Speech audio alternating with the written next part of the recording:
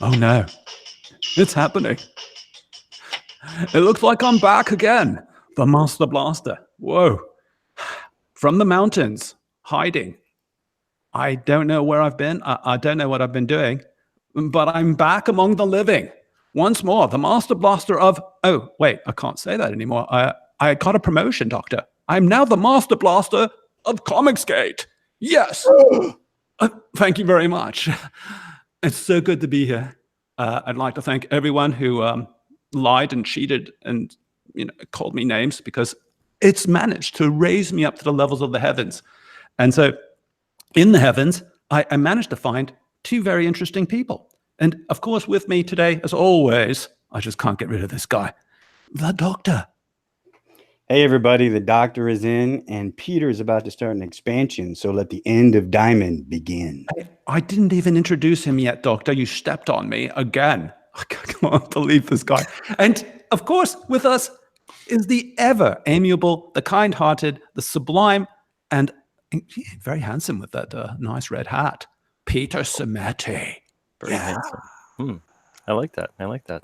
Buttering me up a bit, right? Buttering me up. Thank you guys for having me on, and thank everybody in the chat for joining tonight. Well, I'm used to saying tonight.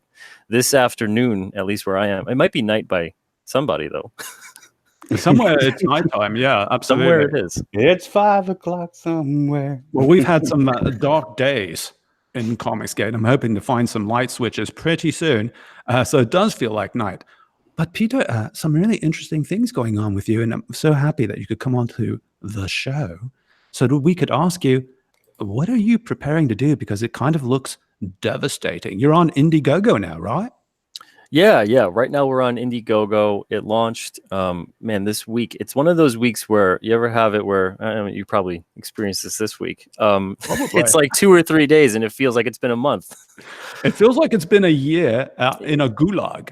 Yeah, this past year for me feels like it's been 2 lifetimes. But Wow. The Indiegogo's been up for about 2 days.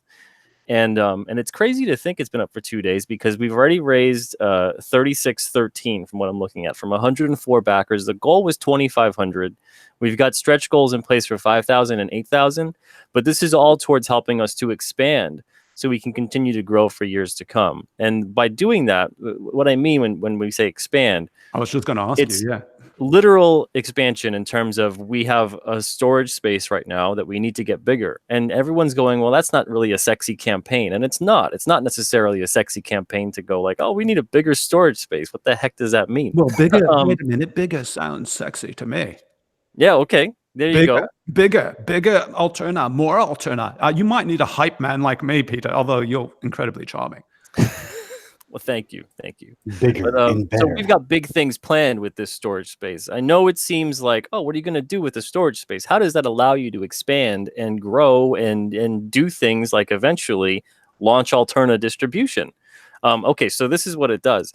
By getting a bigger storage space, doubling, if not almost quadrupling, if we hit the $8,000 goal, we quadruple our current size.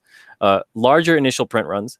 We're running out of titles all the time. We've gone back to print on almost every single book we've got. We've got 2 or 3 already that have gone to 3rd printing now. Larger initial print runs mean that we don't have to go back to print so often. We can actually print more books, have more in stock, save money on printing, because every time you go back to print, you want to have an initial print run that's always larger, because then it's cheaper. Yeah, the economy of scale is on your side then. Right. So the initial print run being larger, we can sell more. We have more in stock. We don't have to say, well, this is sold out right now. Sorry, guys. You can't get issue 2 or 3. You have to wait maybe 2 or 3 months. And then that means they go elsewhere or not even continue to read. So we want those initial print runs to be that size. So this way we can continue to sell, make more money. Absolutely. So that's what a storage space does. Yeah. Then we can also order shipping supplies in bulk. So I order a lot these things. You need to find a way to say this more sexy. I order a lot of these things. Oh, okay. These are easy fold mailers. They're not Gemini mailers, but they're basically the same thing. You fold them up and then they secure the packages. But there's also boxes. We order a lot of boxes. Now we can do palletized shipments because we'll have a place to store them. Right. So that helps us save money on shipping supplies. But you have to make storage sound sexy. Storage sounds sexy. Oh Yeah, boy. you have to be like, I'll we have to have a work on lot of books. We have a lot of books. We just want to We have a lot accumulate of these really books. beautiful books, and we can put them in. But it's I storage think it's facility. important to make people realize, look, if you have warehouses full of books succinctly placed in place that you can continuously sell over and over and over again without taking the pause that you were talking about, then you become a company that's ever present. Yep. Instead of this a movie, Exactly. instead of, okay, you, like you said, you might lose readership a little bit if you're saying, okay, it's 2 months because we're out of print. So it's continuously there, it's continuously available. And anything that's continuously available is going to be a little bit sexy. Exactly. Yeah. And also with this storage center too, we upgrade to a state-of-the-art facility. Whereas right now I'm getting shipments sometimes and they're just plopped outside. There's no indoor loading dock, nothing like that. Oh, So I can't always receive shipments in certain kinds of weather. And right. unfortunately, I'm in the New England area and weather changes like this. So sometimes it'll be nice out and then 20 minutes later it's snowing. And that's happened. That's literally happened. And So basically, this is going to help you run up with the big boys. You're going to be able to get an all-time evolution here. Instead of having to stop and start, you're just going to be an engine, and it's just going to go. Exactly. Okay, I love those metaphors, Doctor, in which none of us understand but you when you're hysterical and drunk. Rev it up, pedal to the metal, all that kind of stuff. Diesel, baby, diesel. So we'll be hiring part-time help too eventually because we have this bigger space. People can actually work within it. It's not this cramped space. I've put videos up that show, we're getting cramped because we have a lot more books. We have bigger print runs. I have to scale back on print runs, and I don't want to do that. But the only way that I could fit stuff in the storage space right now is to scale back. I don't want to scale back. I can't afford to scale back. No, man, you gotta be like a shark. You need to go forward or die. Yeah, exactly. So we can hire the part-time help we need, and then that eventually, within possibly a year to 2 years, is going to allow us to launch ALTERNA distribution. And this is going to present ourselves the space we need, the organization we need, and then the team we need too, the part-timers that can help out with fulfillment. That's going to put all of that in place. And this is something that we're basically preparing for the fact that the industry is shifting. It's not dying. I know everybody says it's dying. It's not dying. It's shifting and it's changing. But it's going from a single point of entry to a direct market. Yeah, and with those changes, you have to adapt. So we've been doing basically distribution right now, more or less, for the past 2 years. We distribute directly with our sales to readers, and we distribute directly to retailers with ALTERNA Access. So I've taken all these notes so far, and there's going to be more to take and more to learn. But we're growing in such a way where our retailers, it's about 50 to 60 that we deal with now directly. When it first started last year, it was about 15, 20. So we're growing constantly. The sales direct to readers has been astronomical as well. So just the fact that everything keeps on going on this big upward trend, this kind of stuff needs to go on an upward trend as well. So we need the bigger warehousing. We need all that space so we can utilize it effectively. And this is what this will do. So when there's a crowdfunder, usually for a book, you go in there and you're like, I want to support this book. This is basically supporting the whole company, all of the books that we publish, and all of the books will continue to publish. And then eventually, when we do distribution, all of the books we distribute. So this is not just, one book you're supporting by backing this campaign. You're supporting years worth of content, hundreds of creators over that time. This is a big deal. And it's very low key, but it's a big, big deal. I think it's a really big deal because from my perspective as a CG man, you're taking the offensive line economically. Whereas CG is kind of doing it in a different way, but you're jumping into as a distributor, and you already have, as you said, a vast array of distribution to many LCSs, etc. So this represents something very serious in competition to Marvel and DC. What do you think is going to be their reaction to this?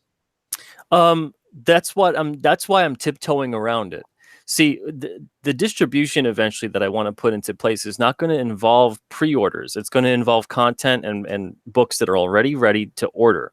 So stuff that's on a Kickstarter and Indiegogo, stuff that people make already in terms of having stock at hand, that can get listed. and that can go out to people. So it's nothing that, we're not putting out a previews catalog. We're not putting out all these things to get pre-orders and have retailers second guess on product and demand, and have creators and publishers go, well, I got to base all my print runs on certain demand. It's all people who, I'm doing this. This is also supplemental to my main cause, which is what distribution and indie kind of should be until it can take off. A lot of people I'm seeing, they want to do distribution, but they want to mirror what Diamond's doing. That's when you start stepping on toes. I noticed being in Diamond for about, I say 10 years now. They handle pre-orders as good as possible, honestly. For all that's said and done about Diamond, it's kind of the system, and then that's their thing. But reordering, they're pretty bad on it. They're pretty bad on reordering. That's putting it mildly. Hey, I'm being kind.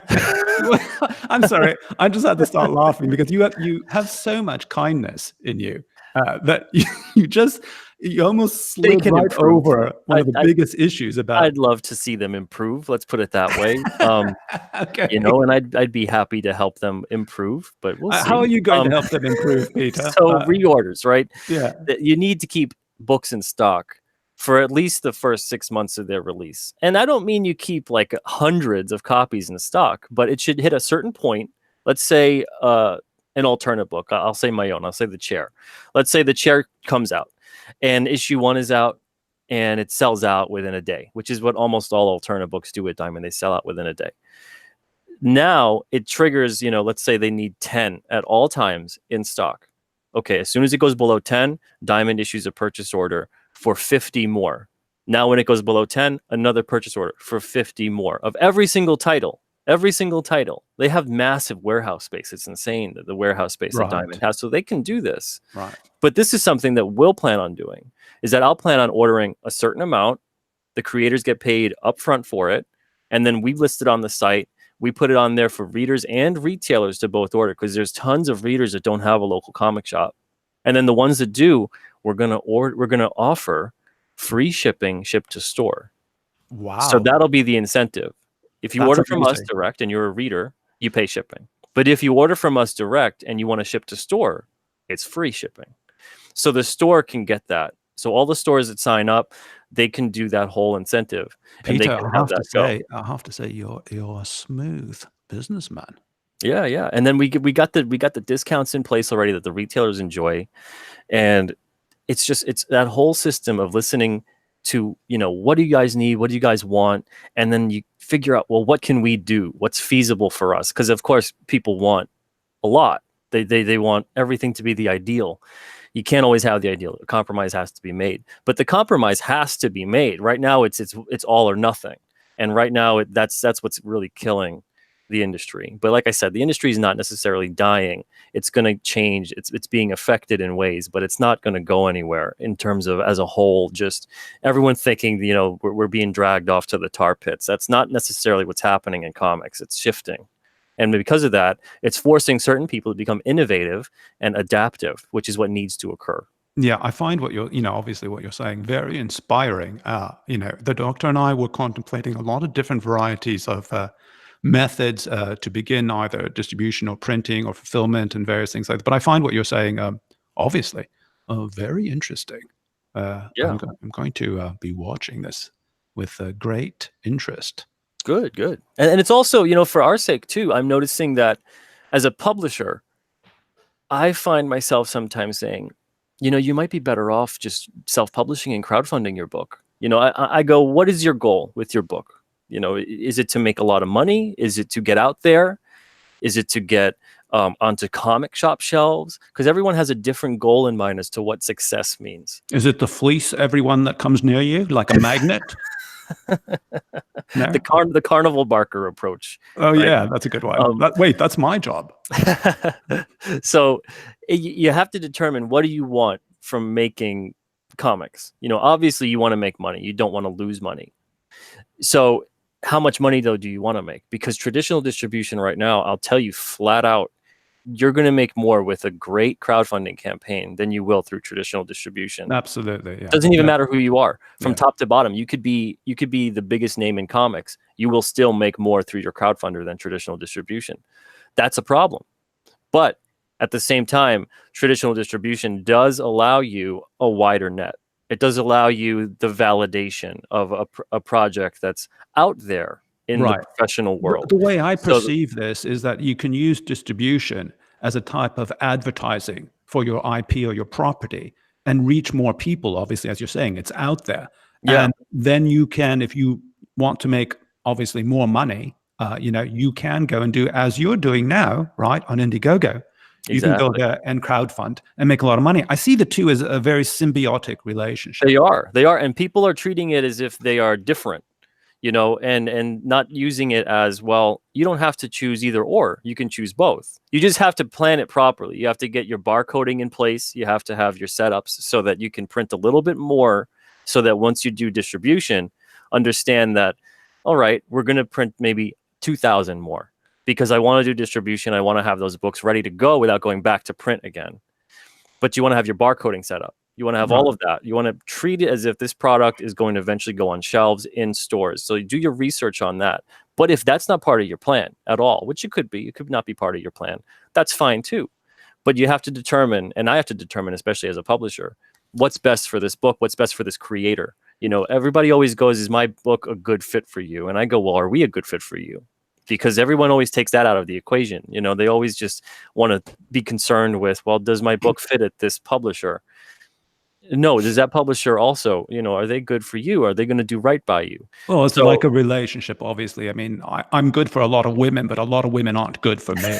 Exactly. You know, so you gotta view it that way. You gotta view the give and take. Oh yeah. And a lot of people kind of they're so desperate, I think, sometimes to get a publishing contract and to get out there, that they sign when they really shouldn't sign, or they're not aware fully of what they're responsible for or what they could do to benefit themselves. You know, at ALTERNA, it's creator owned. So if you get a movie, if you want to do stickers or T-shirts or whatever, you keep all of it. Yeah, that, you know, I have to say something about that, Peter, and how much I admire you for making your company that way. Because you could have chosen an alternative, no pun intended, but you could have chosen a different method of, you know, the logistics of your company. But you're enabling the creator. And that's so important, because I think that's one of the major attributes of the evolution of the comic industry, as opposed to how it happened in, you know, with Jack Kirby and various other fantastic creators who had everything stolen from them. You're an individual who's enabling people to get their projects out and enabling the creator. I don't think a lot of people really understand that properly. Yeah. Well, I think that's the inspiration of it all, isn't it? I mean, because you're, like you were saying, go back to the goals of what you want. And I told you I'm an economist. I look for incentive. What you actually want is for all comics to be better. And for all comics to be better, you've almost created like a boot camp for not only consumers, but creators. Because people come in there, they learn how to make a really good comic. I mean, you've done everything. You color, you letter, you do, you know, great pencil and inking. So you can help them with that. I've heard you say that you help them with crowdfunding. So you get them through all these situations. You push them. It's like a boot camp. You teach them how to make their comic. Doctor, don't say boot camp again, and let Peter answer you, for God's sakes. Down, Peter. Really? Down, doctor. Down. That's okay. He can go on a bit. He's being kind. Back, doctor. Back into your cage. He like me. You go back in the corner. So, back. No. Shh. Peter, please anyway, answer. But that's your whole point. Is you are creating these people so that they can go out and proliferate and propagate themselves, and they can go to bigger deals and maybe become one of their own publishers or become their own artist or whatever, and they keep that product and take it wherever they're going to go, and then you get the next people and you do it again. It's basically, you know, teach someone to fish as opposed to just give them a fish. You know, it's that's that whole cliche, that whole proverb. And that's what I like to do. I like to see people able to grow. You know, I like to see them be able to be self-sustaining. I like to see readers also feel appreciated by the books, the creators, the company. There's nothing to be won from pushing people away. There's nothing to be won from division. This whole thing of inclusion by exclusion, it's a weird world right now. Everyone is welcome. Everyone is welcome. I don't care, you know, who you are in terms of what kind of comics you like or any of that. I don't even mind the comics that I don't like, the comics I don't read, creators I might not like. I still want to see them succeed because they're a part of this whole industry that we all need to see everybody succeed. I mentioned this before about, you know, pushing away A-list talent on some level through either crappy pay rates, you know, jobs and books that aren't right for them, so they don't feel inspired, connected. They're not going to tell a good story. I've mentioned that is where it all begins. You know, you push away that talent. It's very similar to saying, well, let's push away all the talent from our sports league. Let's take all the top people out of like the Major League Baseball system or the NFL or whatever. Well, let me take a step back. Who goes into the game then to see that? Right. Let me take a step back because you're making a point here. I mean, you're making a lot of points, and I just want to try to isolate each one here. So, you know, you're saying basically, you know, you're going about it in a certain way that's very inclusionary, right? You're bringing in, you want to bring in everyone. And there's some, as in CG, it's kind of the opposite way. I mean, we want everyone as customers, but we're not necessarily bringing in everyone, right? So, I mean, there's a difference between, I think, the philosophy of CG and your philosophy. Would you estimate as right? I guess if you're putting it that way, then yeah, that would be correct. But I'll be perfectly honest in that I don't even necessarily know what the tenets of CG or whatever would be. No, you know, I would agree because I think they've evolved over the last few days into something that's going to evolve into something more like Alterna comics. I can see that happening now, and so that's why I'm trying to make this kind of definition a little bit, you know, between the two, because I like your plan a lot, and I think that CG has to evolve to a degree where we're reaching out to more and more people, you know, and that we become more successful a lot faster. Yeah, well, I like to see us all win together, and I like to see people also vote with their wallets. You know, if there's a book at Alterna you don't like, don't just support it because you like me or the creator was nice to you. You know, support the book or the company because you genuinely want to. You know, and it's okay. Like, we'll get sometimes criticism about a book, or I'll get criticism about, you know, something I'm doing or whatever. And as long as the criticism is valid, which like 99% of the time it is, I go, oh, thanks for your feedback. I appreciate that. And some of the time I can actually use it and go, oh, that's a good idea. I'm going to try to see if we could work that in. Maybe not now, but maybe in the future. So all of that stuff, it always helps. And, you know, I think that there's nothing to be won by having us all split apart and having people want to kind of be embroiled in constant tensions. There's nothing. Constant tensions. Oh my God, you hit that on the nail right there. Constant tensions. I think we should change CG to constant tensions. CT. Yeah. What's that, Doctor? Well, there's a lot of because that's what you're really selling. Yeah, then there's a lot of wonderful people out there. That's the sad part. You know, I don't want to see anybody caught into stuff against each other. I like so many people out there, and I appreciate them all, and it's sad when people are kind of at each other's throats a bit, and yeah, it's always a misunderstanding, and I hope people can come together eventually and put that past them. I think there's a lot of wisdom in what you're saying, because especially for me in the last week or so, there's been so much violence and hatred, anxiety and tension, not in my personal life, but, you know, online. And you get to the point where you're like, this is kind of silly. What's the point of it all?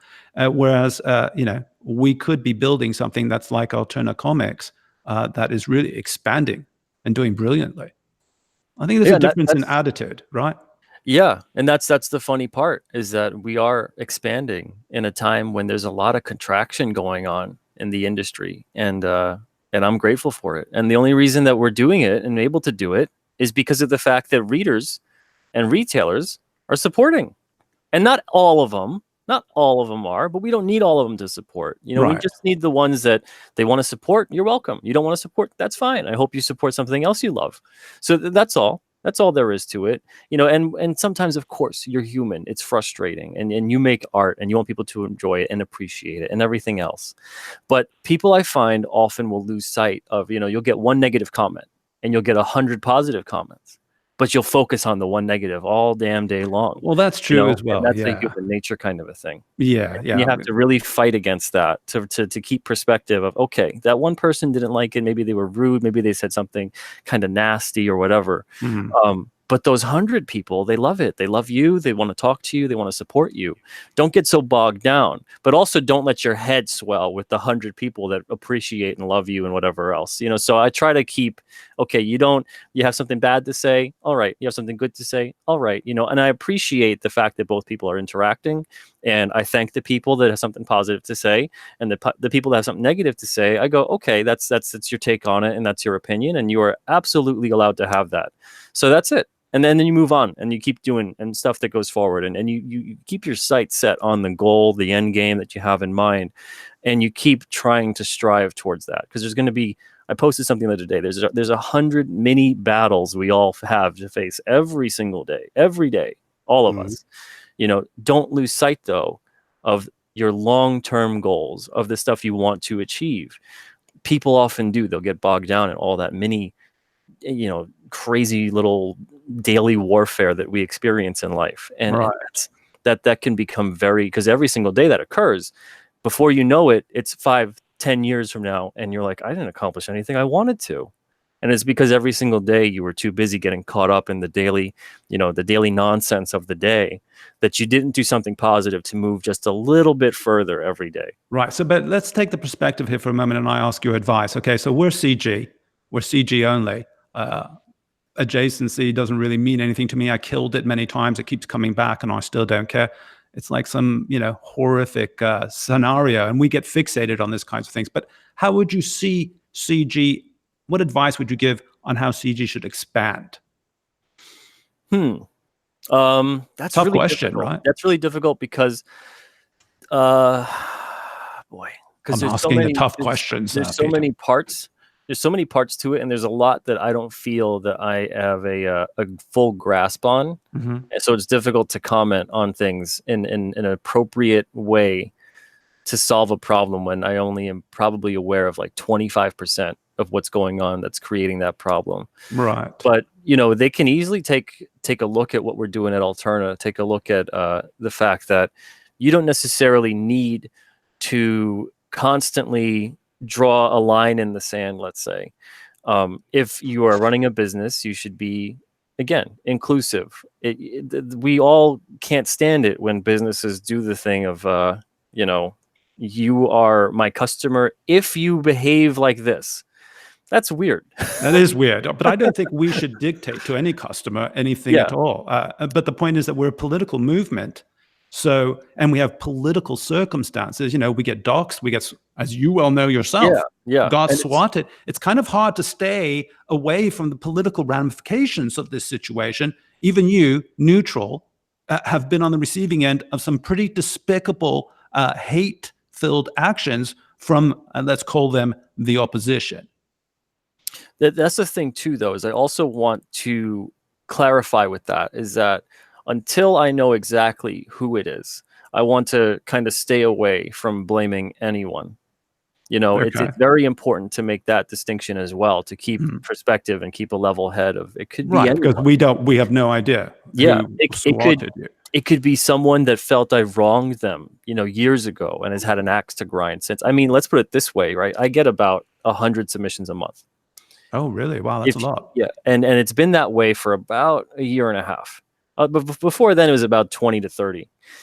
But if you calculate that, 13 years, all those submissions, all the books that ALTERNA's published, maybe I'll say 200 books is what we publish. It's not 200, but it's getting up there. Thousands of submissions. I've literally said thanks, but no thanks. When it comes down to it. Right. I've had people get very, very pissed in a rejection letter, and I don't get ridiculous with rejection letters. I don't tell people to stop. I try to be encouraging, all that kind of stuff. I see what you're saying. So you're basically saying that it could have potentially not been political at all. It could be someone that was waiting for their moment and felt that they could hide within a crowd, and that they could basically take advantage of, it'll look like these guys did it. if I just do it now. What is So the commentary it could here be on anybody. the world? Yeah, what's the commentary here on the world and our society that's coming about, where individuals who got perhaps rejected by you, become so enraged or upset that they have the opportunity to swat you? Well, why would anyone do this? It's so absurd. Yeah, and the thing is though, is that I think people try to expound upon, oh, things are getting so much worse and all that kind of stuff, but not necessarily. I mean, people, this is kind of how human nature is, this is how things have always kind of been. And there's been far worse things than the stuff that I'm certainly going through. So you're saying it's not actually getting worse. It just looks more extreme because people being enabled by technology. Yes, yeah, and we're that's the thing too. I've commented on this before, that being plugged into social media 24/7, it's kind of given people an omniscience in a way. You're aware of everything all the time if you want to be. You have to physically take a step back and go, okay, I'm not going to look at stuff. Right. Human beings can't handle that. We can't handle knowing every single thing that's going on all the time and being somewhat powerless about it. Well, but also the point is that the things that you know of, or the things that you become aware of, are exaggerated, irrelevant, or they're hypocritical, or they're lies.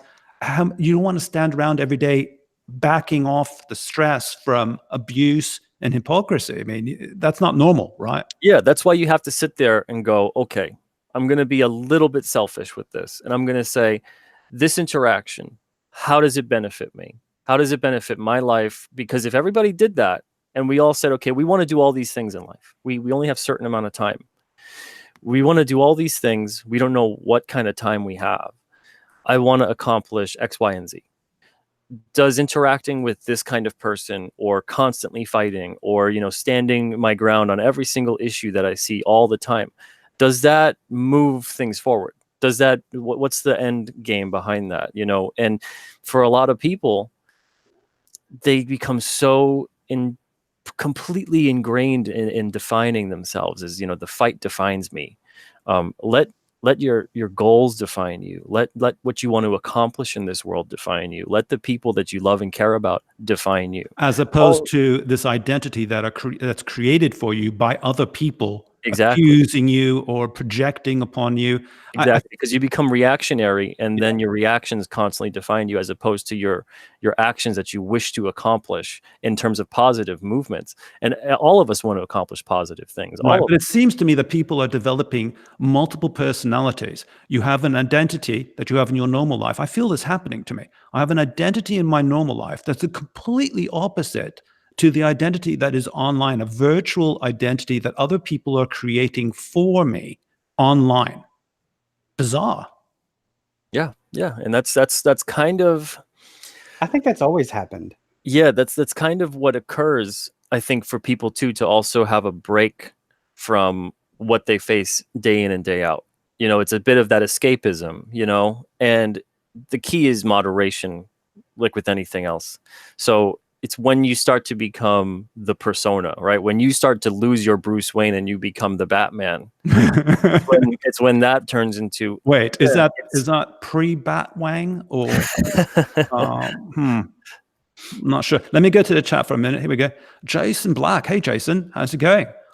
He says, only Jean-Luc can handle knowing everything. Well, the doctor knows this. Doctor, don't I always ask you, tell me everything? He does. And then the doctor tells me everything, and I say, stop.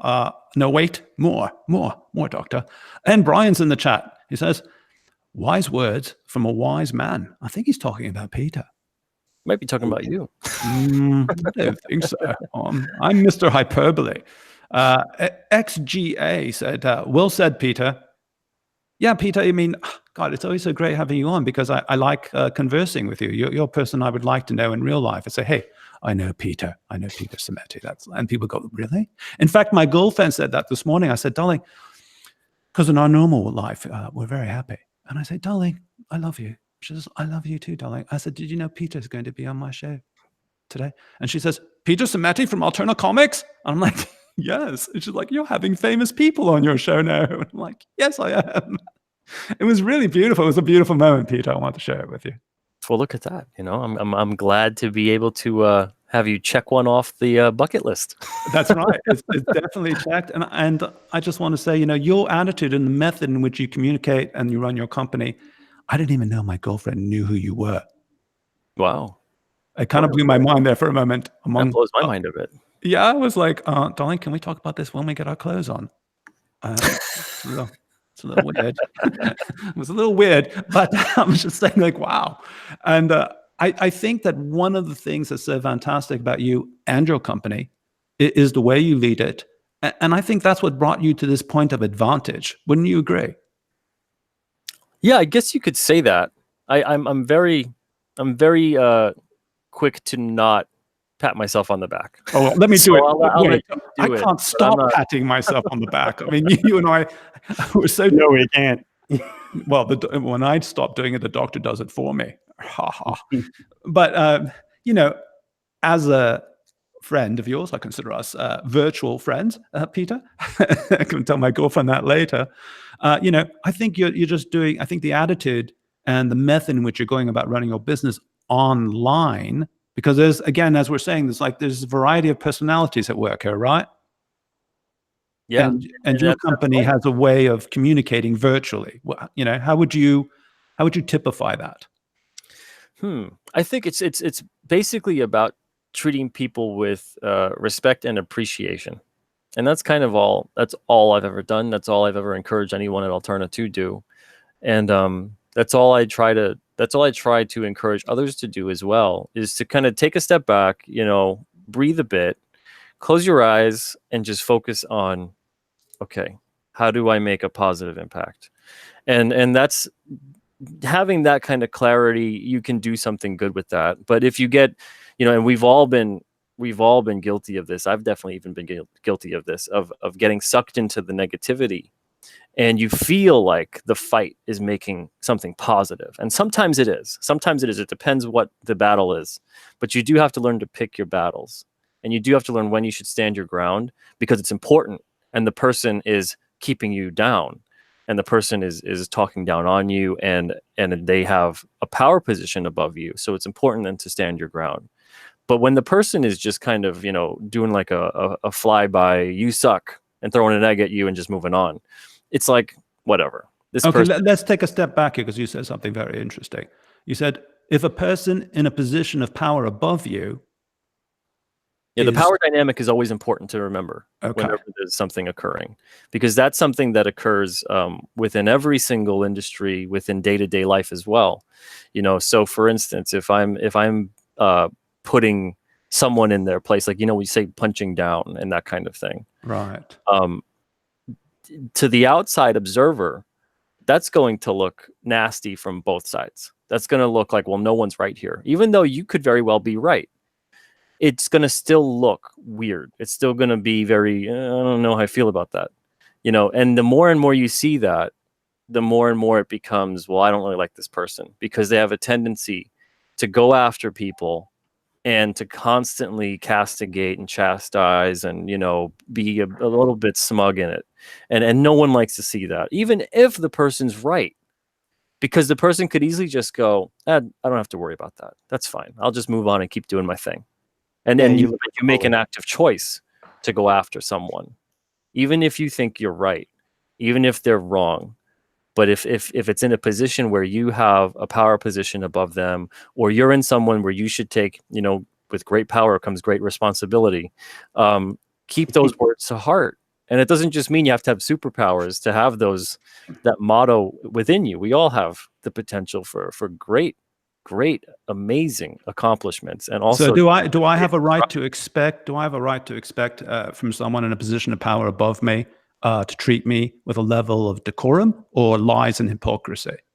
Absolutely, you have the expectation that they should treat you with respect and decorum. And you are, people say this to me all the time, that, oh, well, you're not experiencing a level of harassment and this and that, whatever. I mean, yeah, I am. I just don't engage with 99% of it. I've had a lot of stuff happen privately, through emails and things like that. People, like when the block list policy came out, Right. I'm thinking we could have that policy encourage block lists. but you're still going to get people, how does that stop you at a convention? Let's say if someone comes up to you and says awful things or tries to take a swing at you or, wants to tear down your display. How does that stop them from finding your email address? How does that stop them from doing what happened to me with the swatting? A block list didn't help me. Why would that help me? That's completely stupid to think that it would. So, that type of thing, all that it says is that, look, we're not going to discriminate indiscriminately towards people just because, they might follow someone or X, Y, and Z or whoever it is. And like, let's say if someone doesn't like ALTERNA and you put a block list on all of our followers, what is that at this point? 60-something thousand people. Wow. Or they don't like me. That's like almost 85,000 people that have done nothing to you. Yeah, you wouldn't want to block Just block me. 60,000 people, would you? You wouldn't block 60,000 people. Yeah. And then again, if it's a business you're running, that's a really weird move to take. It's a really weird move, Right. And then where does it end? Because then it should kind of viral and spread out, right? It should be like, well, who knows who times, every single person. So let's say someone then, if you're going to do guilt by association, you got to do it the whole way. So it should be then everyone who knows everyone who knows everyone who knows, and before you know it, you're all alone. Right. But that's what that is. It's literally, the whole eye for an eye, leaves everybody blind. And that was the point of the blockbot policy that we had. And all it basically said, though, was that if people are getting harassed, come to me. Let's talk about this. If we need to contact local law enforcement, wherever, get something taken care of properly, we'll do that, and we'll stand by our creators. So you can take this philosophy of if you're in a position of power, don't treat the people beneath you in an ignorant and cruel manner, and this can be extended also to companies themselves and their customers, right? Because you're kind of in a position of power over your customers, correct? Yeah, absolutely. You have a different dynamic, a different responsibility. So when a customer, like let's say for instance, you go out to eat to a restaurant, and usually you go here and it's great, but tonight they're missing the mark and the food tastes like bad stuff. So you have two or three actually reactions you could do. You could do nothing at all. You could go and tell them, hey, this isn't really that great tonight. What can you guys do about this? Or you can do the third thing, which is you go on Yelp and you just tear the company down and they never have a chance to make it right. Right. So one of them is kind of passive and, whatever. You just go, okay, they had a bad night. I'll come back again some other time and it's okay. The second one there is like, all right, they're usually really good. I'm a loyal customer. I want to see what's going on. Maybe they can make it right. Maybe they give you a free meal. Maybe they take off something from your check. Maybe they, some kind of service to make it right. And the third one is you've kind of entered into the land of being wrong because you never gave them an opportunity to be right and make things right by you. So you have to extend yourself. You have to extend yourself graciously. Exactly. Now, I found most people, especially this is what I found really upset people. They'll do the second option. They'll do the second option of because this is what social media at least has kind of brought us all closer together in a way, which is good and bad in some cases. If you don't know how to deal with that, it's become bad for certain people. So someone will say, hey, this book, this character, this, et cetera, et cetera, et cetera, it's just not good. It's, what's going on here? And you'll get told off. That's the wrong response. That's completely the wrong response. Right. But the thing is as well is that the bigger companies, especially, where is their customer service to come in? Where is their customer service to take that hit? Every other big company, if you notice, they have a Twitter and you can talk to that company. And mostly that company is responding to people constantly with their complaints, trying to make it right, trying to give good customer service, trying to extend a gracious attitude. But the people like Marvel and DC, their customer service is applying a woke service. They want to wake up their customers to saying, okay, this is the kind of books you want to read. You have to read this type of propaganda material. Yeah, and please read our seminal liberal Protestant tract. Well, see, that's the thing too, though, is that they could put all of that out. They could put all of that out, but market it effectively. That's very interesting. Yeah, they could put all that and say, look, this is what we want. you're interested in this stuff and you like our comics, buy it. But they're being subversive about it, you know? Yeah. As soon as you start telling a consumer that they are forced to purchase your product, and if they do not do so, they are, a bad person. Exactly. Yeah. That's when it starts to become, well, I don't need to support your company, so why would you think that this should have some kind of impact on me? And then the company goes, well, now we're losing money, and now we're going to blame the people that left. That's a weird business strategy to take. Again, you want to be inclusive. You want to have everybody involved. Let me say something about that, because I mean, that's immediately transferable to a lot of situations, right? If one individual is doing harm and injury, if someone in power is doing harm and injury to someone who is in a lower position, and then they don't want to ascribe to the person who's causing them damage or injury, then they're ousted, right? They have to be treated as leprosy. They have to be treated like there's something wrong with them. And that's, I think, what Marvel and DC is doing. Like, okay, you don't want to submit to our rules and regulations of how you must purchase and do these things that we demand of you. Therefore, you are a terrible person, and we will attack and separate you from us. It's like cutting off a piece of your body. Well, they're just excommunicating you, is what they're saying. Yeah, I know that feeling, Doctor. And that's what's strange too, is it because, again, going back to the fact that if you were to complain, okay, so I saw this from someone, I forget exactly who said it. They had said something about, if you accost someone in a restaurant, like the waiter or whatever, don't be surprised. Like if you tell them, oh, this food sucks tonight, whatever, you guys got to make it good. And then the recourse is to basically take you outside and throw you out of the restaurant. No. The whole solution to that is then the manager is supposed to come out and go, oh, what's the problem? How can we make it right? And then they're supposed to try to take care of it. Now, it could escalate still to a situation where it's an unruly customer and that they get out of hand, and you got to get them to get outside, and you got to get some kind of, or the manager shows up with a shotgun and tells you, get the hell out. Yeah, so it all depends who handles what in what way. But most situations can be quickly de-escalated, especially when it's a customer because when a customer is saying, this is a mess, this is a screw up, can you make it right? They're basically saying, look, I still want to give you my money. I still want to come here again. And if you make this right, I'll continue to do so. And I'll also spread the word for you and tell other people, hey, this is a good place. They messed up this one time, but they made it right. And they really impressed me. That's a good opportunity to get some goodwill out there and do good for your business. But when you get someone who handles it in a way that pushes you out further, well, now they're going to tell everybody, don't go there. Don't eat there. Don't go to that place. They don't respect their customers. They don't care. So you need that level of customer service, and they should have had that. These are two companies, and there's a couple others as well. I mean, let's put it this way. I pretty much run 99% of Alterna on my own. Okay. Mm-hmm. If I can engage almost every customer that comes my way personally, what on earth is preventing these companies from having someone that has the temperament and the demeanor and the training to just go in there and go, you know what, I'm going to spend the whole day. I just monitor social media and make sure that, oh, this customer has a problem. They're not satisfied with the books, or a creator, or a problem with lateness, or whatever it is, paper quality, etc. I'm going to go there and see if I can diffuse the situation, de-escalate, and give them a good experience.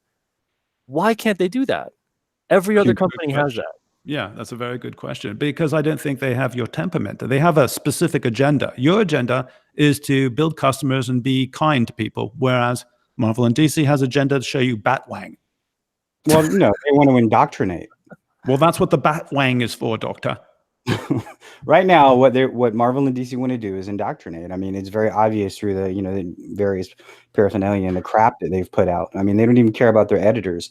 I mean, it was one of the, I can't remember the guy's name, but he put out, 10 different items, and you had answered it, Peter, where he said 10 items that, need to happen to save LCS. And you were like, oh, they just need to be, everybody needs to be accountable and, respectful of each other, is basically what you're, yeah, it's not hard. This is basics. That's the thing too, is that people always kind of want to pat me on the back that, oh, I'm doing some kind of, revelatory speaking. And it's, to me, this is basic, not even just basic business, but basic interactions between people. So when it becomes that this kind of, common sense is turned uncommon, it's a bit sad. Well, I think things are just evolving psychologically for all of us, because we're in such toxic environments so consistently that we're forced to gather up our guard, it's almost like predictive editing. We become these individuals that are constantly dealing with, aggression, whereas in our normal lives, we don't have that aggression. At least I don't. Yep. Obviously, Peter doesn't. Doctor, are you aggressive? I'm aggressive a lot of times. I mean, I think that it's sort of like, I box and kickbox 5-6 times a week. And I think it's like what we call being in the pocket. When you're in the pocket, when you're, within 3 to 4 inches from somebody, you have to keep your guard up at all time and attack them at the same time. And that's what being online is like. You got to keep your guard up at all times and you have to attack at the same time. So you are constantly exposed. And if you put your arms down, you get a barrage. So Peter, do you feel that your company is sometimes in the pocket, considering that so many things are constantly happening? As you said, you're dealing with so many evolving situations. Yeah. And I've noticed, especially over the past year, I look back and reflecting on a few things. I'm like, you know what? I shouldn't even bothered commenting on something, because then it spiraled out and it kind of fed exactly what certain people wanted. Mm-hmm. And if it never did, probably not much of anything would have happened. And they would have just went on and just found somebody else, like what tends to be. And I've taken a big step back ever since what occurred in February, and I've had that mindset. So it's kind of been a bit freeing because it's people can say what they want, and unless I really find that it is above and beyond, and just it's almost like it's a little too much, I won't really act on it. And when I do act on it, the person won't know. And what I mean by that is you go seek the proper authorities. I'm done with going back and forth on social media. If people are upset, like let's say for instance, if there's somebody right now that's upset because I'm on this show right now, which is the case that could happen. I think a few people are probably upset that I'm even having a show right now. Yeah, okay, you can be upset. And that's about it. I'm not going back and forth. I'm not doing it. There's nothing to be gained there. Let's all come together and let's do something awesome, and let's work towards that. I'll do that. I'll go back and forth with people who want to move forward.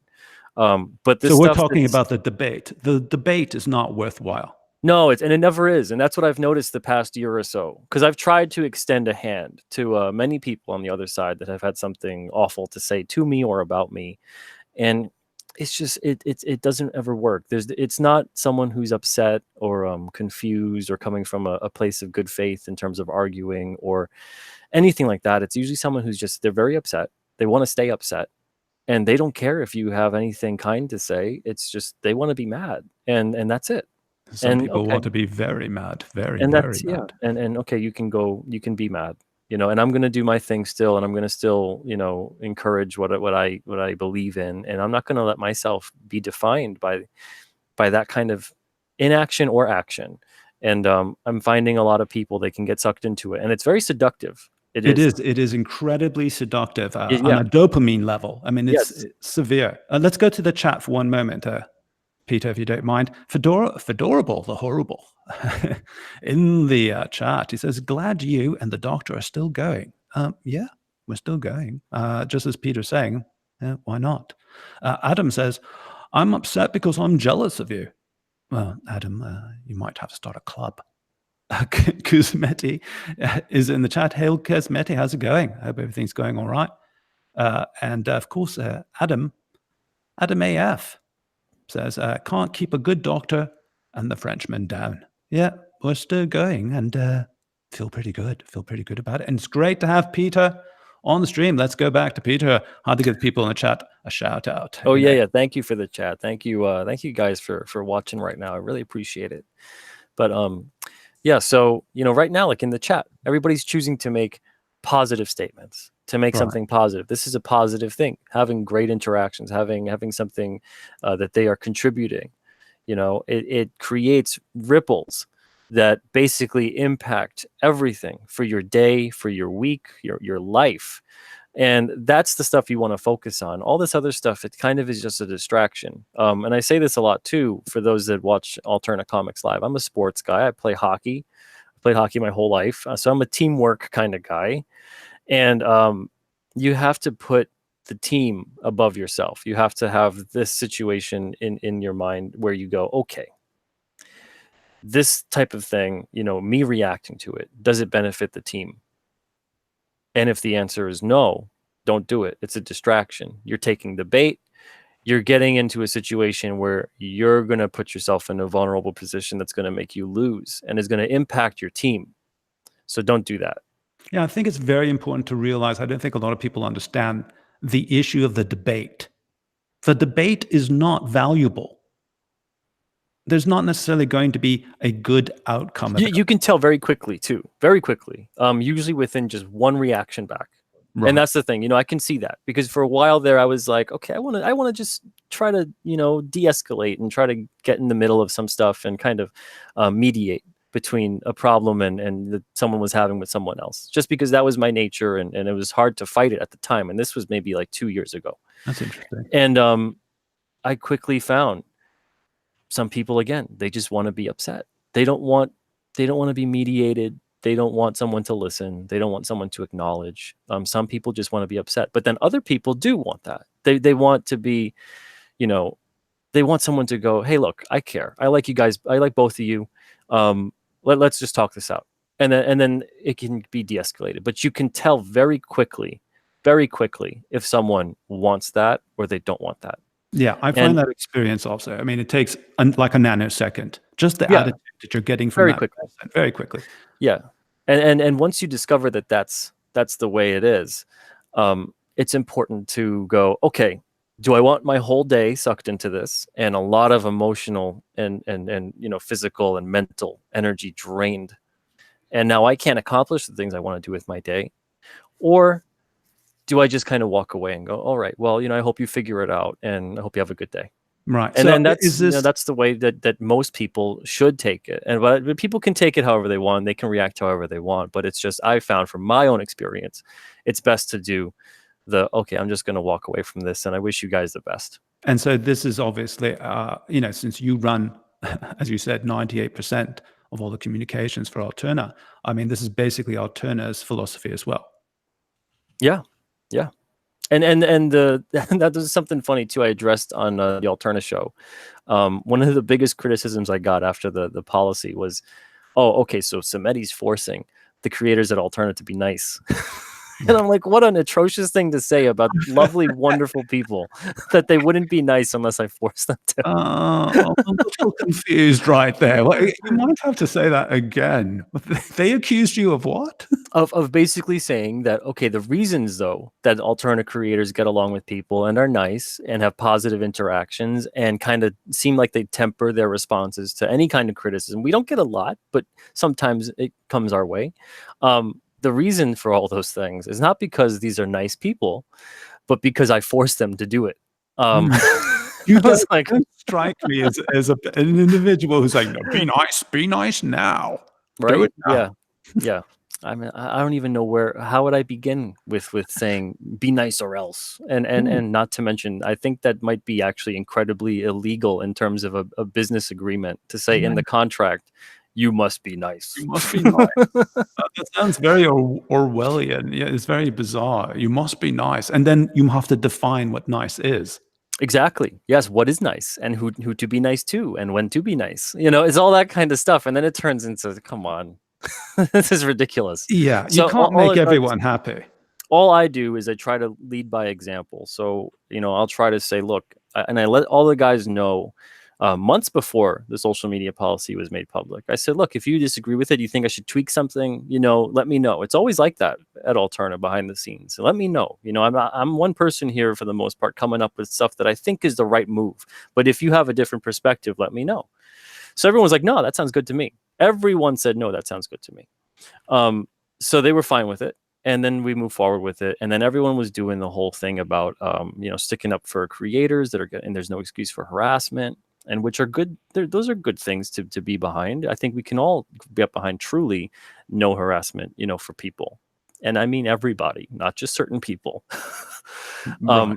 So that was like, oh, okay, well, we'll express at this point in time our social media policy that says that we will specifically stand up for creators if they are harassed, and that we also encourage that readers, customers, people just in general will know that there is a security with liking Alterna. You can see the Alterna logo, this logo that's on the magnet, on the hats, on the books, and go, these people appreciate their readers.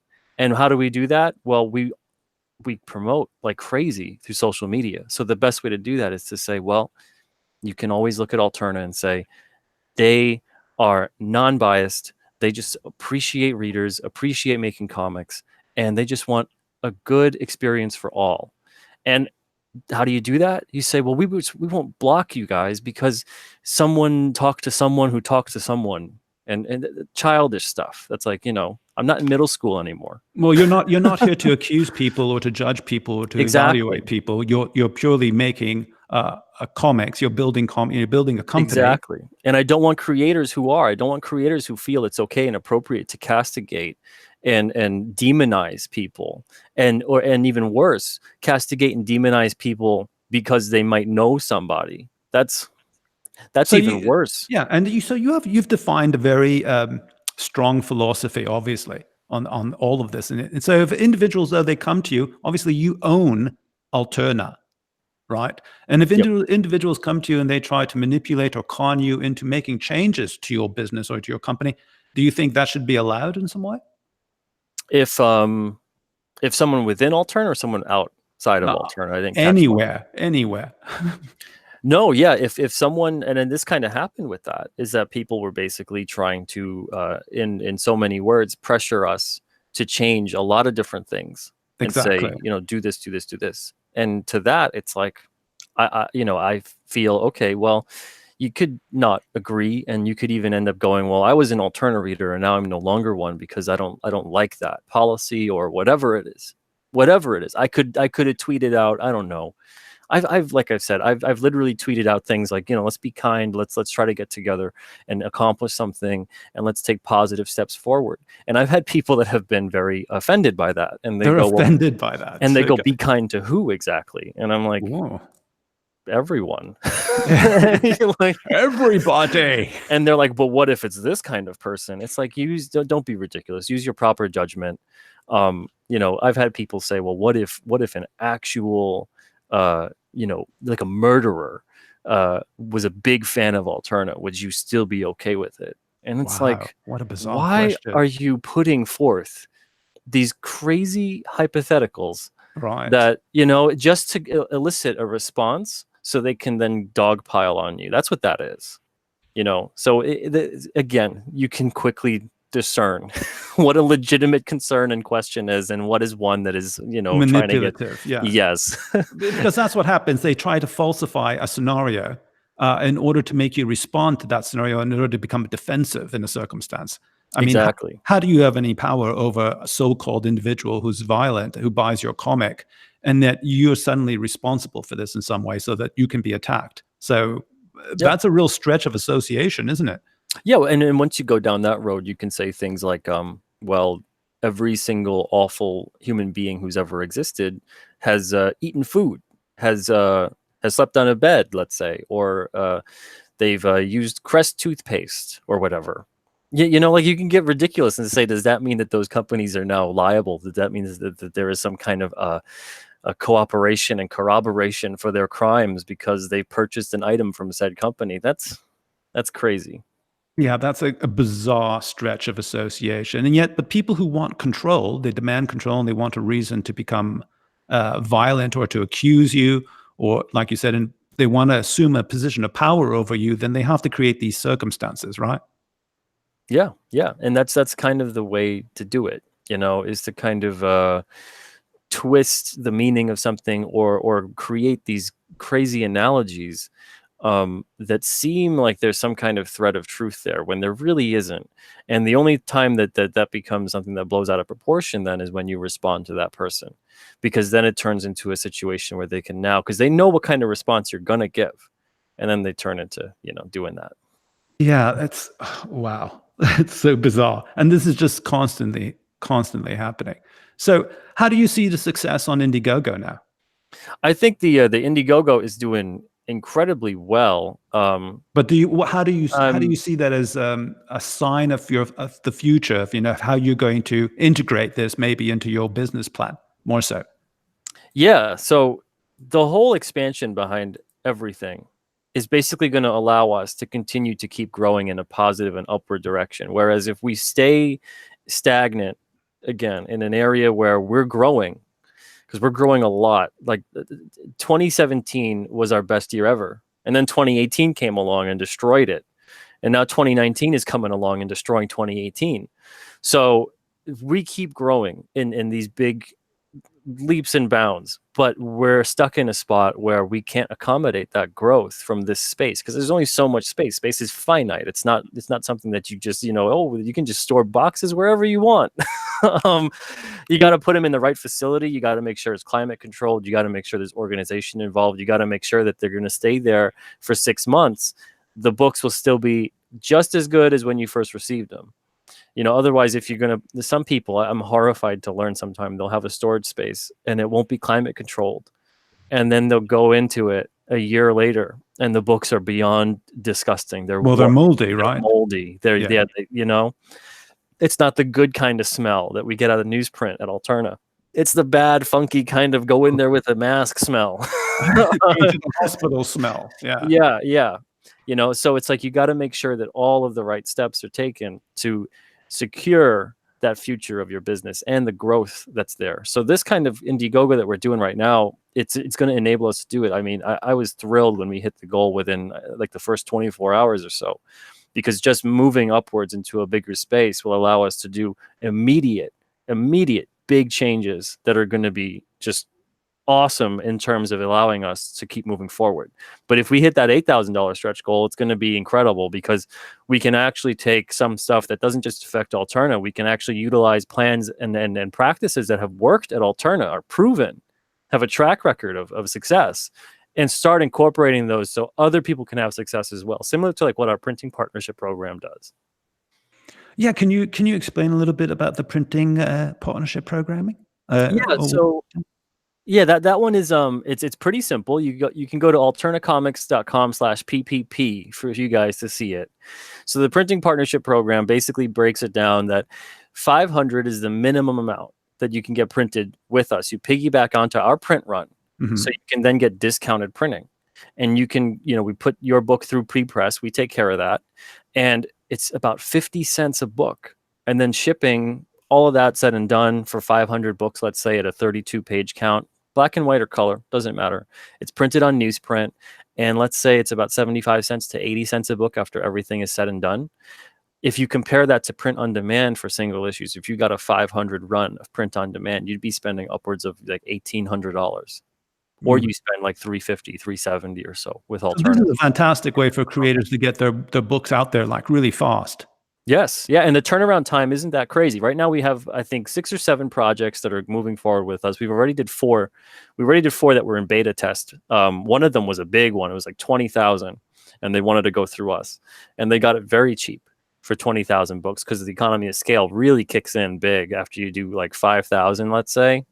But if you're a publisher, if you're someone who distributes, if you've got a diamond deadline, things like that, don't count on the printing partnership necessarily working for you. Instead, if let me know how many you can do and how many you're going to print, and I can give you the information for our printer, and you can just work with them directly, because I don't want people kind of depending upon us, because it depends on when we go to print.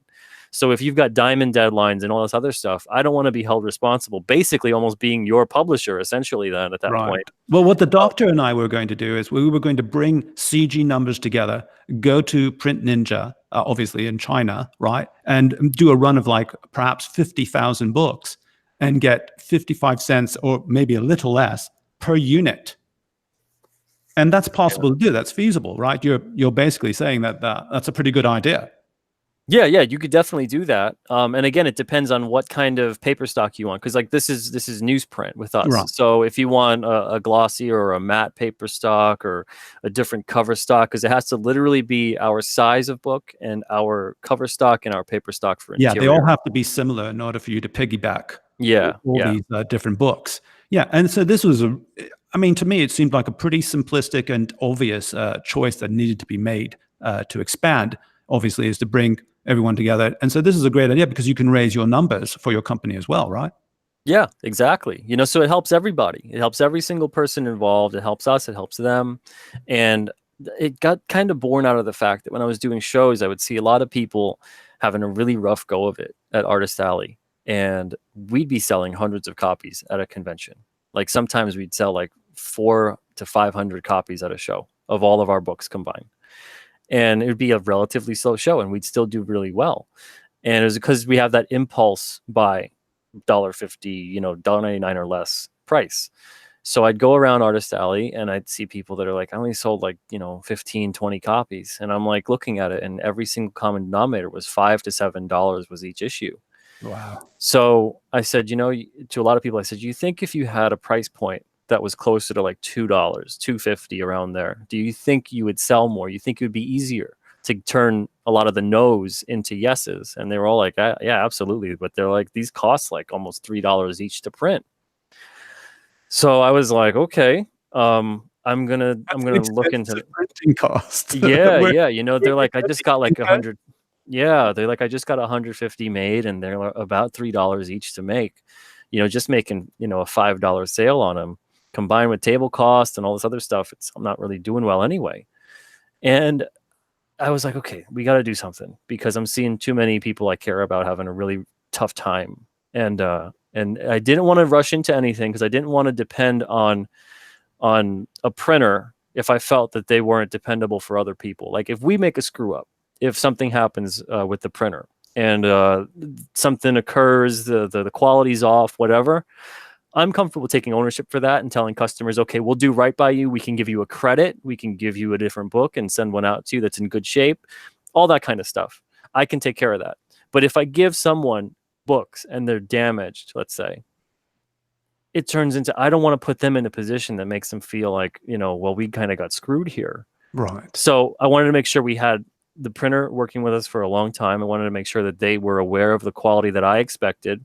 I wanted to make sure that they were aware that these are comics for resale, because that's the thing too, is that newsprint printers are mostly printing stuff that's for free.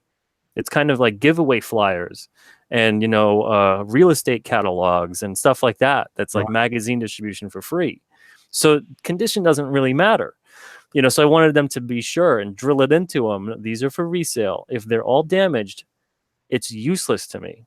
You know, they're as good as just giving them away. Yeah.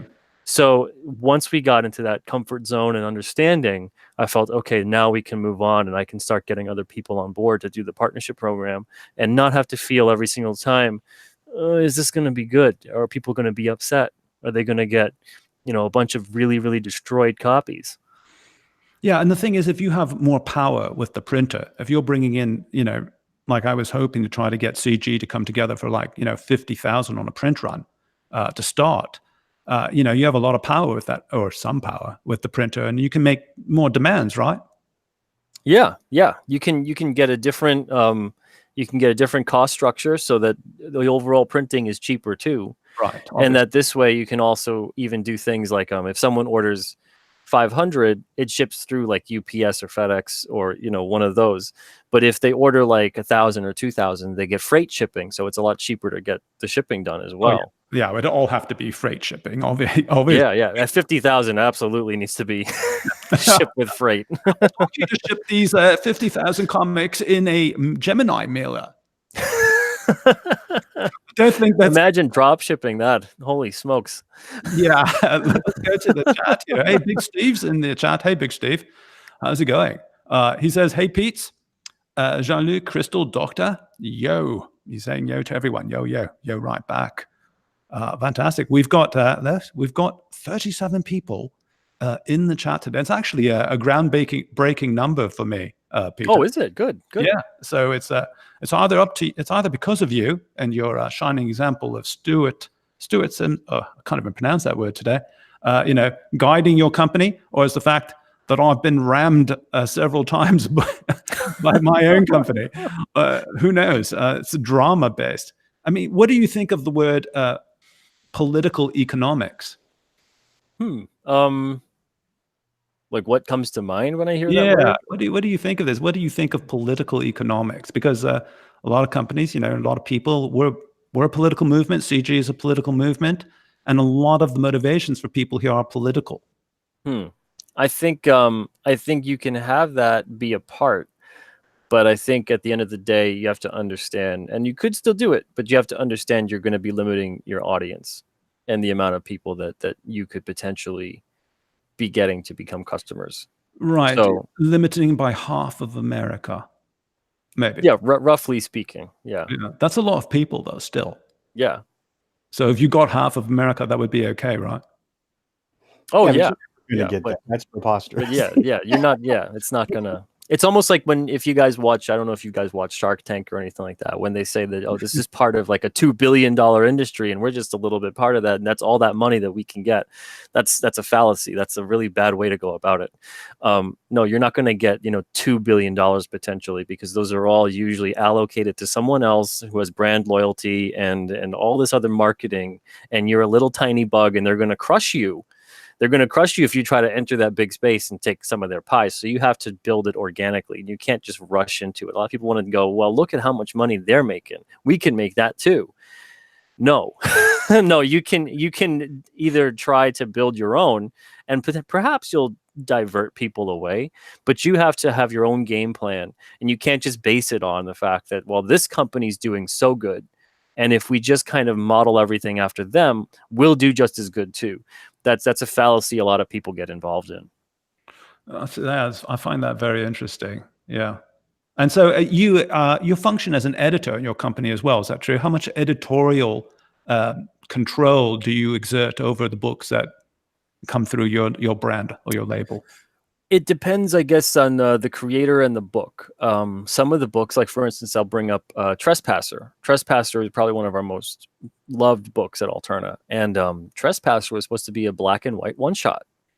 And when he presented it to me, Justin M. Ryan, who's the author creator, he presented it, and I said, look, Christian Rossi is a really talented artist. He does wonderful color work. I said, it's going to be a shame to just see it in black and white. I was like, first of all, color books always sell better than black and white, unless you have some kind of powerhouse behind it. I think like Walking Dead might be the only black and white book in like the top 100 or something like that. Right.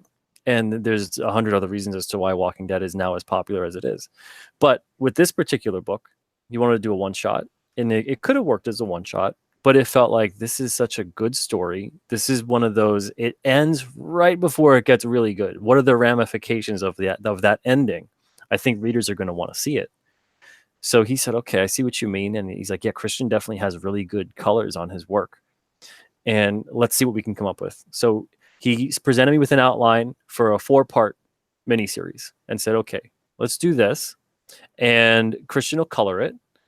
And he's fast with colors too. Like Christian's he's a talented, quick, great to work with artist. If anyone needs an artist on any project at all, Christian Rossi, contact him. He's wonderful. So they put that out. They presented it to me, and they said, what do you think? So I said, yeah, this looks great to me, and I think people are going to love it. So people loved it so much that it eventually got to the hands of somebody who was the co-writer of the screenplay of Wonder Woman, and they optioned it for a film. Beautiful. Oh my God, you're talking IP stuff. Crystal should be in here for this. Crystal and I, we have an IP fetish. Yeah. So, that was all because of the fact that I'm not going to take credit for that at all. Really? But that's all from the fact that... Could you take a little credit? Could you take... Come on, Peter, I want to break the bounds of reality right now. If other people want to give me credit, that's fine. Okay, if I give you a little bit credit for that, will you take it? Ooh. Sure. You will? Okay. All right. Well, I think you had something to do with that IP getting sold there, Peter. Well, I'm glad then that I did. And I hope the movie makes a ton of money when it gets made. And I hope Justin and everyone involved has an amazingly fantastic life because of it. And I don't want to see a dime from the movie, because you know what I'll do? I'll put the book into more print runs and we'll sell more books. And that's how we'll make money. I'm feeling something. I love this story so much. I'm having a little bit of a moment right now. I'm sorry. Doctor, help me. I feel strange. Because you're talking to somebody that's actually benevolent instead of trying to tear you apart. Oh, it's very different. Is that what that is? It's so unusual that I thought there was perhaps something wrong with me, or I was sitting on the wrong sort of chair. Wow, I just love that story, Peter, so much. You know, and you as an editor, you came in, you saw something of value, right? You raised it up to a level that helped it achieve what they perhaps didn't anticipate. Yeah, it was a good feeling when we got that, and it was I was so happy for Justin and his team, because they're good guys, they work hard, and they're great with the readers, and they deserve it. They absolutely deserve that, and I hope they get all that success and more. And it was great too, because even Christian was able to utilize the success of the book and convince an Argentinian publisher to do a translated edition as well, because he's from Argentina. Better and better. So again, they keep, what they're going to make out of that. So all that kind of stuff, it's wonderful to see. And I couldn't be happier for the guys. And I wish every single Alterna title had the same level of success, if not even more. And again, stick with Alterna. I'm just going to keep on publishing the books out, and we'll, that goes to the theaters, let's say, or whatever. Gets to Netflix. Like I've got The Chair. It's on Amazon Prime and a couple other places as well as a film. Yeah, I was just going to ask. Yeah, you have a book of your own that was optioned. Is that correct? Yeah, that was a weird road for The Chair. The Chair came out in 2008. It was originally a print-on-demand series. We just did like 200 issues or so of the first 3 out of, at the time, it was supposed to be a 6-issue mini. But by the time that number 4 was going to come out, we got picked up by Diamond. I said, you know what, let's just wait and we'll just release the whole graphic novel. So that was in 2008 when that came out. And at that point in time, around 2009, Brad Pitt's production company, Plan B, got in touch with us. They really liked it, but thought The Chair was too dark. Okay, I have to interject here because I'm getting goosebumps. I have to say, did you just say Brad Pitt's company, Plan B? Yeah, Plan B Productions. Oh, baby, that feels good. You must have loved that moment. Yeah, so that was great, and it got the wheels turning as like, oh, okay, I guess maybe this would be good for a film, because I never went into it trying to think, oh, this could be a film and a series, and you just think, I want to tell a really good story, and I hope people like it. Did Brad tell you how he came upon the book? Did he give you any? Did anyone give you any information of how they found this Alterna comic and went through the process of going, hey, we need to option this? Yeah, they basically, the person who was in charge of acquisitions, they frequented comic shops in their area at the time, and they saw the graphic novel on the shelf, and they thought the cover looked good. I have see that cover. Come on, Peter, bring up the cover. Well, this stream. I only got a couple left of the first printing, first edition. So this is it. So we can see this. There we go. Oh, that looks. So this is it. Nice. Yeah. So this was and this is about, I think it's about 7 by 10 or something like that in terms of size. It's not technical standard comic size.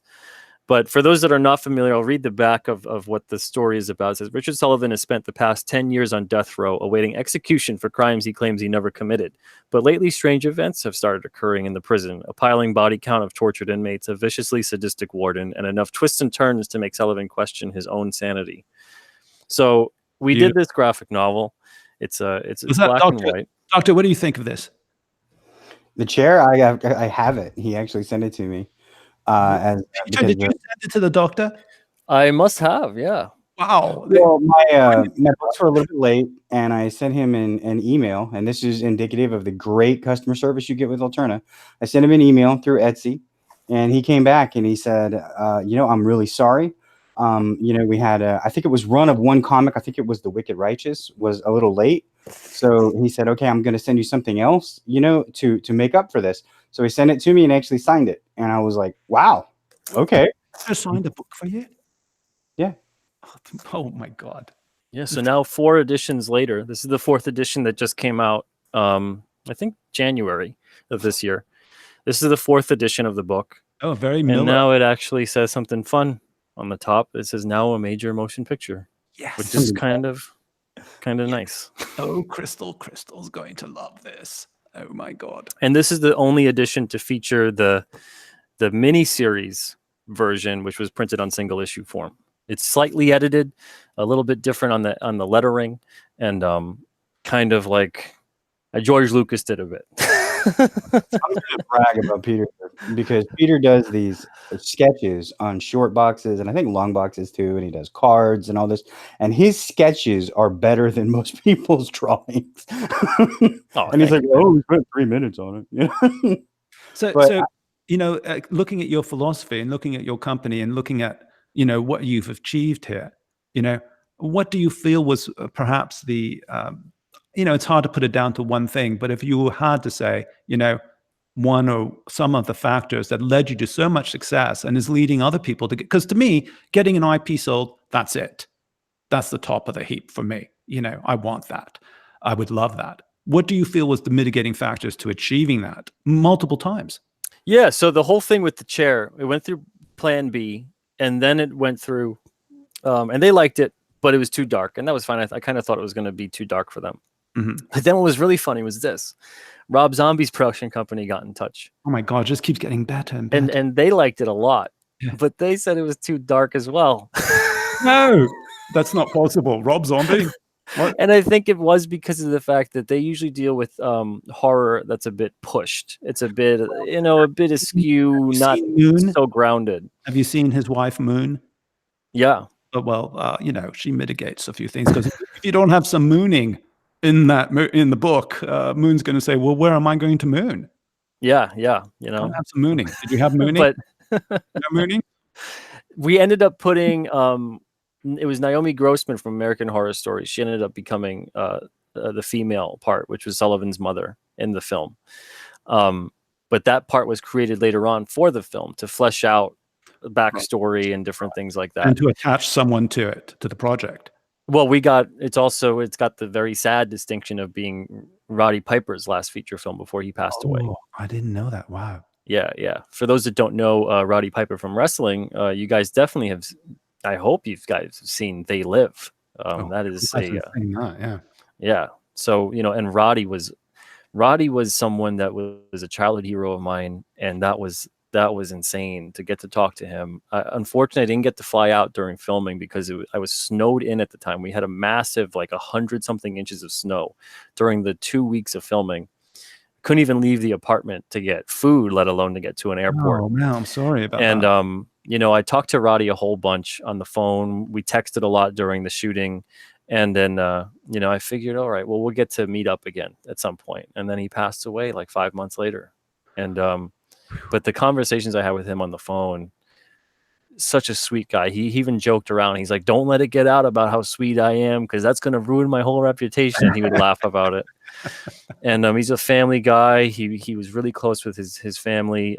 We talked. He would call up about the movie and about an idea he had for his character. And he was one of the only actors in the film to do that. He wanted to make sure he did right by it, which was something that was amazing to me, that he would even want to do that, because who the hell am I, And well, and then Roddy would call. He'd have this kind of a nervous approach, almost pitching the idea. What if you thought if I did this? Because he plays the lead vicious prison guard named Murphy, and he's like, well, what if I do this with the character? What about this kind of a quirk? I'm trying to flesh it out and get an idea. He's like, but I only want to do it if it's okay with you. And I was like, that sounds great to me, And he's like, what if he's got a toothpick and he's kind of, every now and then doing a weird whistle, and when he walks around, I'm like, that makes him a bit creepy. So yeah, go for it, And conversations would go from just talking about the film to talking about, my life and his life, and him being, a teenager and getting into wrestling, and it kind of saved his life in a way too, and his family and how much he loved them and cared about them, asking me about my family. I can't talk about Roddy too long, honestly, without getting welled up, because he didn't need to do a lot of that with me. And it was wonderful, and it was a great experience I'll never forget. But I was heartbroken the day he passed away, because we became quick friends right away. And one of the last text messages I have from him is being like, I'm gonna get choked up. Is being like, don't worry, brother, I love you a lot. Know you're snowbound. We'll meet up again and have a beer at some point. And that was tough. So knowing that we never really got a chance to do that still stings to this day. And it's been 4 years, 3 or 4 years, 4 years since he passed. Have you ever thought about maybe in one of the next editions putting a little page with you guys, your picture, a picture of you and him having a beer, and you say, we finally got it, buddy? I don't know, man. I don't even know if I could have the heart to draw that. I think it'd be a tear-soaked page. But it would be beautiful. Yeah, we dedicated the film to Roddy. and I dedicated the special edition, the second version of the chair was dedicated to him.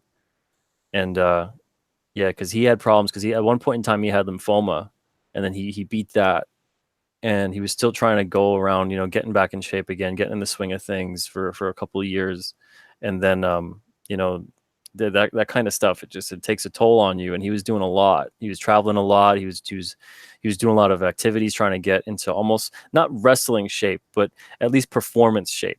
Right. And you know, he had, the saddest part is that he went to cardiac arrest, and he was in a house in LA, and he lived in Oregon, and he was alone. And if he was with, like, let's say his family, if he wasn't on the road, he probably would still be here, because they probably could have gotten to the hospital quick enough. So it's very sad, and you know, sad. And it really speaks to the fragility of life, you know, absolutely. And how fleeting it is, and that's something too, you know. It's like Roddy instilled that in me as well. He absolutely loved his fans. Roddy is the kind of guy, he would go to a show and the building would have a line wrapped around it, and he'd stay there the whole time till every damn person met him, you know. And he'd spend 5 minutes or so or more sometimes with everyone, and people would go to him. I saw this one time from a customer who had told me that they met Roddy, and he said someone came up to Roddy and said he's got to move the line along, and Roddy's like, no, I don't. Everyone's gonna get their time, and don't worry, because if I'm staying here to the end of the whole thing and you guys got to close down, we'll meet somewhere else and we'll all continue this. Like, that was Roddy. Right. And the love that he had, the appreciation he had for the people that loved him as well, you know, that stuck with me too. And he would talk about that too. He's like, you always got to appreciate these people. He's like, well, without them, you got nothing. A beautiful example. And you know, I think obviously when people act the way Roddy was, you know, when they're like him, you know, and they have such kindness, and it affects you as well, and you carry on that sort of experience, right? Yeah, you know, and you got to pay it forward, and that was what Roddy was all about too. And it instilled a lot in me at that point, especially to be, you know, because at that point too, I let defeats hit me a little harder than they do now. And then after knowing Roddy and after hearing his perspective and seeing, you know, how much, like, he told me a lot of stuff that I don't even necessarily know. I don't want to talk about it because I don't even necessarily know if he would have wanted me to. It was right. That level of like, I can't believe like we hit it off so fast. And the stuff he would tell me, it just put so much of a different kind of like mentality on me of like, wow, you know, you work your ass off and you hope for the best, but don't expect nothing from nobody, and don't think you're owed anything. You know, you just keep on going forward. And it's that kind of thing that I've always tried to continue to do, especially since that point. And then he was very inspirational with that. And it hit me hard and meant a lot. And no matter, I mean, he was a worldwide superstar basically. And right.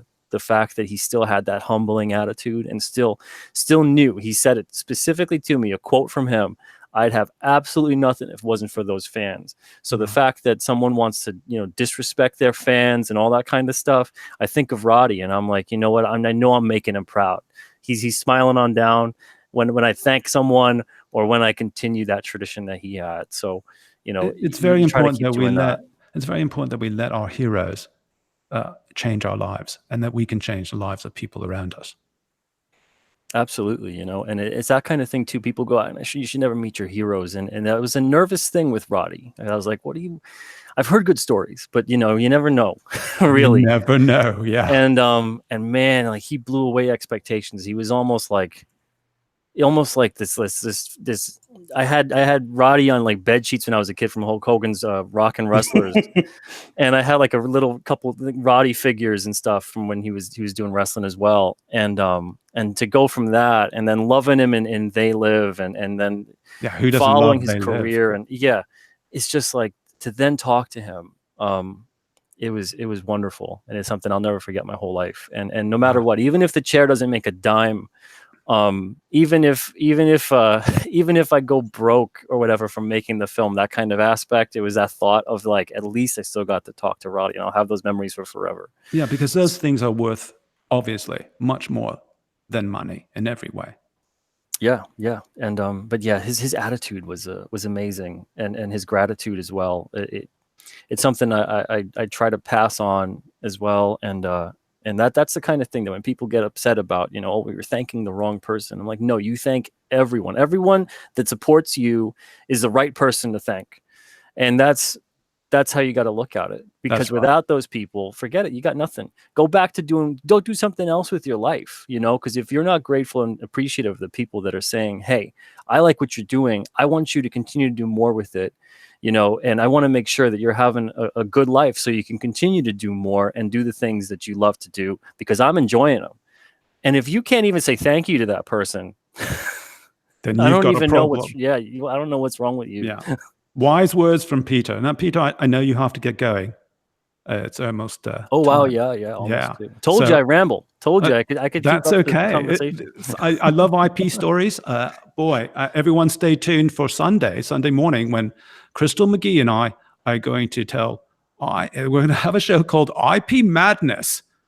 We are crazy about IPs. And Peter, I'd like to thank you in a heartfelt manner, you know, for your conscientiousness, your kindness, your perseverance, and obviously your intelligence in helping us have a fantastic show today. Thank you so much for being Well, on. thank you for having me on, for listening to my my ranting and raving and my It stories. was fun. I love these stories. You got into territory that just made me giddy. So, and of course, Doctor, thank you for once again talking on top of me. That was brilliant. And so, thanks for that aggression at the end. I'll reprimand you in private later. So, I'd like to say, let's see, I'd like to say goodbye to everyone. Thank you so much for coming to the show. Hopefully, this won't be the last one that we have Peter on. Everyone, buy Alterna Comics. Check it out. Go to, I forgot, the Indiegogo site, Peter. Oh yeah, absolutely. You know, we got so caught up with my my verbosity or whatever. You've got 3 minutes to like either plant that flag or yeah. All right. So Alterna Comics is expanding. We got that Indiegogo up right now. It is at 3613 with 104 backers on board. We are expanding by getting a bigger storage space that's going to allow us to basically continue to grow for years and years to come, and eventually launch Alterna distribution, which is a very important part for not just Alterna. It has nothing almost to do with Alterna. It's taking our years and proven track record with distributing to readers and retailers and imparting that upon other indie creators, and hopefully they can succeed from it too.